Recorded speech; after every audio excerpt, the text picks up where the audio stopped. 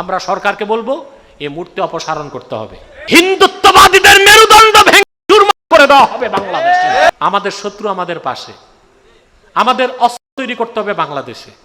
বাধ্যতামূলক বাংলাদেশে সকল মাদ্রাসা স্কুল কলেজের ছাত্র 18 বছর বয়স হলে প্যারা মিলিটারি ট্রেনিং দিতে হবে। আমরা রংপুরের ঘটনার ক্ষেত্রে সরকারকে বলবো জিরো টলারেন্স নীতি অবলম্বন করতে। যে সরকার পদক্ষেপ না নেয়, মবক্রেসি জনগণ বাধ্য হয়ে আইন হাতে তুলে নিবে, মূর্তিকে অপসারণ করে নাপাক মূর্তি বাংলাদেশ থেকে হিন্দুস্তানে ফেলে দিবে ছুঁড়ে। আপনারা প্রস্তুতি রাখুন, যদি এই দেশে আলেম ওলামা ডাক দেয় আপনারা সাড়া দিবেন ইনশাআল্লাহ। বিডিআর লাগবে না, সেনাবাহিনী লাগবে না। মুসলমান যদি হাতে তুলে মার্চ করে মুদির ধুতি ঢিলা হয়ে যাবে, সব হরে রাম করতে করতে বাড়িতে ঢুকবে। আমাদেরকে মজবুত থাকতে হবে। রংপুরে পলাশবাড়িতে খুব সম্ভবত হিন্দুরা মূর্তি তৈরি করছে একটা, জানেন আপনারা? রাম মূর্তি, রামের মূর্তি তৈরি করেছে। আর মুসলমান যারা প্রতিবাদ করেছে তাদেরকে মৌলবাদী এবং জঙ্গি বলে তকমা দিয়েছে, নাউজুবিল্লাহ বলে। আচ্ছা বলেন তো ভাই, হিন্দুরা যতটা নিরাপদে বাংলাদেশে আছে, মুসলমানরা ভারতে তার 10 ভাগের 1 ভাগ নিরাপত্তা পায়? সেখানে মসজিদগুলোকে তালা দেওয়া হয়।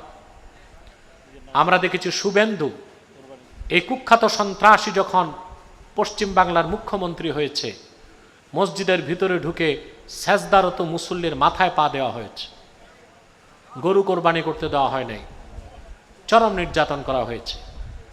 তার প্রতিবাদে প্রতিশোধ দিতে যে বাংলাদেশে কোনো হিন্দুর গায়ে আমরা আঘাত করছি? কারণ আমরা ইসলামের আদর্শে বিশ্বাসী। কোন এক এলাকার হিন্দুদের অপরাধে এই এলাকার হিন্দুদেরকে জুলুম করা যায় না। কিন্তু যেটা মূর্তি নির্মাণ হচ্ছে রংপুরে, এটার উদ্দেশ্য খুব খারাপ। এক হচ্ছে মূর্তি নাপাক, যেখানে মূর্তি থাকে আল্লাহর রহমত সেখানে থাকে না। বিশাল আকৃতির একটা মূর্তি তারা নির্মাণ করলো কি করে? প্রশাসন বাধা দেয় নাই কেন? এটা আমাদের প্রশ্ন। আগেই তো বাধা দেওয়া দরকার ছিল। তারপর তাদের মূর্তি তাদের মন্দিরে থাকবে। মূর্তি যদি এত বড় বানায় যে মুসলমানের চোখ যায়, এদিকে মুসলমানের অধিকার খর্ব হয় না? কথা বলে না, কারণ মূর্তিকে মুসলমান নাপাক মনে করে। কি মনে করে? অতএব তাদের ধর্মীয় অধিকার রক্ষা করতে যে সংখ্যাগরিষ্ঠ মুসলিম যারা এই বাংলাদেশকে সৃষ্টি করেছে, তাদের অধিকারকে খর্ব করা কোনো অবস্থায় মেনে নেওয়া হবে না।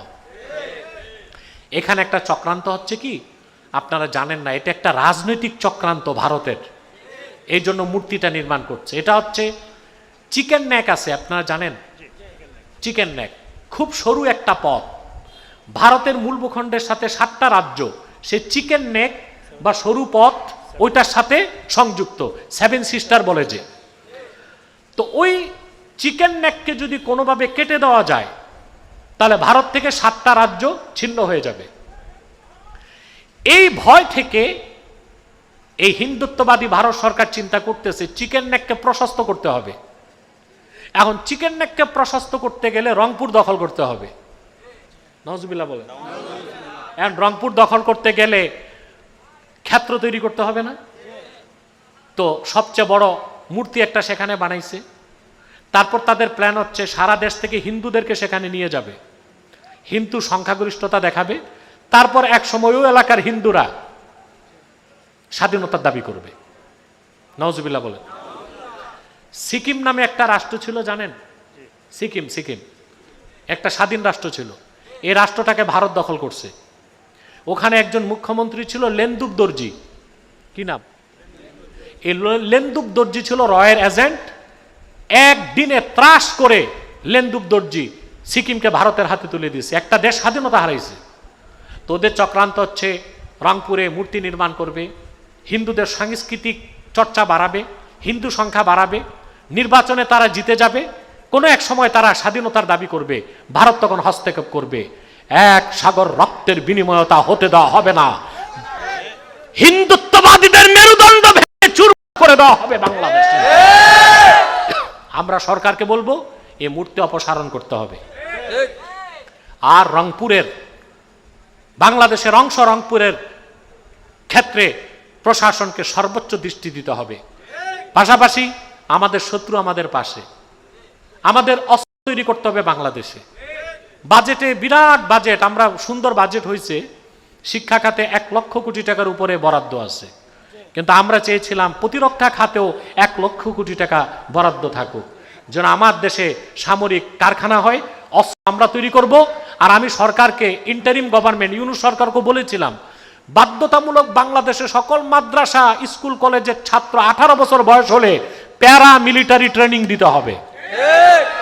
তাহলে বিডিআর লাগবে না, সেনাবাহিনী লাগবে না। মুসলমান যদি অস্ত্র হাতে তুলে মার্চ করে, মুদির ধুতি ঢিলা হয়ে যাবে, সব হরে রাম করতে করতে বাড়িতে ঢুকবে। আমাদেরকে মজবুত থাকতে হবে। আমরা রংপুরের ঘটনার ক্ষেত্রে সরকারকে বলবো জিরো টলারেন্স নীতি অবলম্বন করতে।